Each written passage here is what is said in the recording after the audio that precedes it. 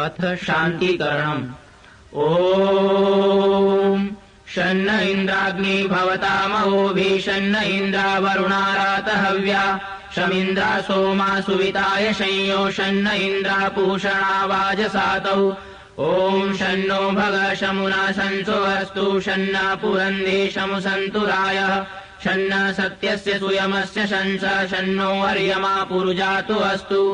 ॐ शन्नो धाता शमुधर्ता नो अस्तु शन्न उरुचि भवतु स्वदाभिः शं रोदसी बृहति शन्नो अद्रे शन्नो देवानां सुहवानि सन्तु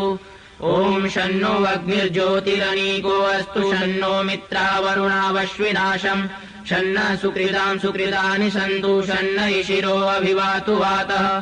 ॐ शन्नो द्यावा पृथिवी पूर्वभूतौ शमन्तरिक्षं दृशयेनो अस्तु शन्न ओषधिर्वनिनो भवन्तु शन्नो रजसस्पतिरस्तु जिष्णु ॐ शन्न इन्द्रो वसुभिर्देवो अस्तु शमादित्येभिर्वरुणशु शंसः शन्नो रुद्रो रुद्रेभिर्जलाशः शं नस्त्वष्टाग्नाभिः शृणोतु ॐ शन्न सोमो भवतु ब्रह्म शन्न शन्नो ग्रावाणः शमु सन्तु यज्ञाः शन्न स्वरूणां मितयो भवन्तु शन्न प्रश्व संवस्तु वेदिः ॐ शन्न सूर्य उरुचक्षा उदेतु शं नश्चतस्र प्रदिशो भवन्तु शन्न पर्वता ध्रुवयो भवन्तु शन्न सिन्धव शमु सन्त्वापः ॐ शन्नो अदितिर्भवतु व्रतेभिः शन्नो भवन्तु मरुतस्वर्का शन्नो विष्णु शमु पूषानो अस्तु शन्नो भवित्रं शं वस्तु वायुः ॐ शन्नो देव सविता त्रायमाणः शन्नो भवन्तु शशो विभाति शन्न पर्जन्यो भवतु प्रजाभ्यः शन्न क्षेत्रस्य पतिरस्तु शम्भुः ॐ शन्नो देवा विश्वदेवा भवन्तु शं सरस्वती सदीभिरस्तु शमभिषा च शमुरातिशा च शन्नो दिव्या पार्थिवा शन्नो अप्या ॐ शन्न सत्यस्य पतयो भवन्तु शन्नो अर्वन्तः शमु सन्तु गावः शन्न ऋभव सुकृता सुहस्ता शन्नो भवन्तु पितरो हवेषु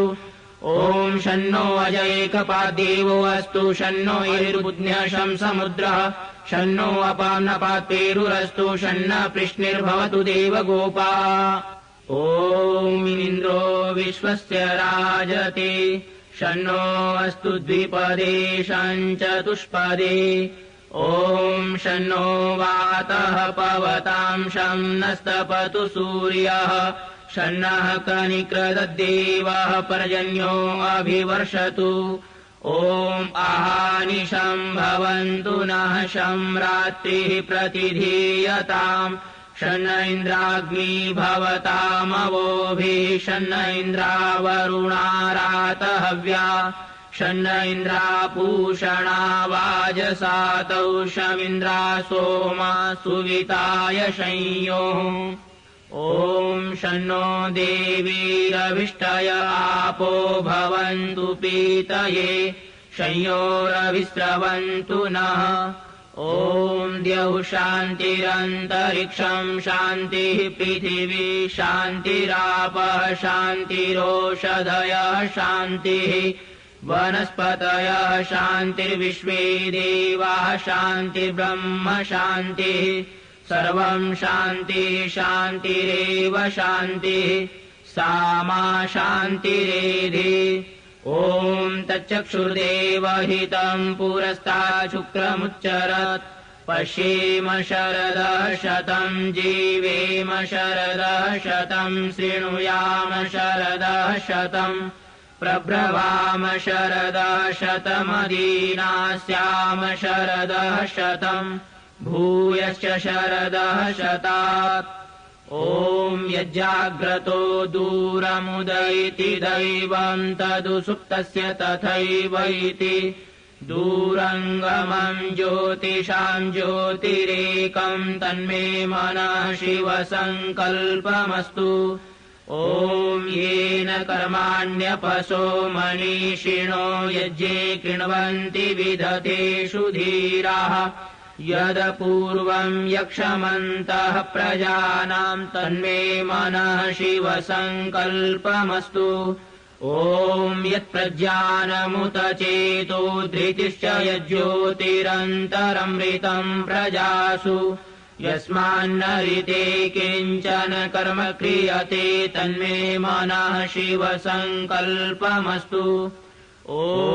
येनेदम् भूतम् भुवनम् भविष्यत्परिगृहीतममृतेन सर्वम् येन यज्ञस्तायते सप्तहोता तन्मे मनः शिवसङ्कल्पमस्तु ॐ यस्मिन् ऋचः सामयजूंषि यस्मिन् प्रतिष्ठिता रथनाभाविवाराः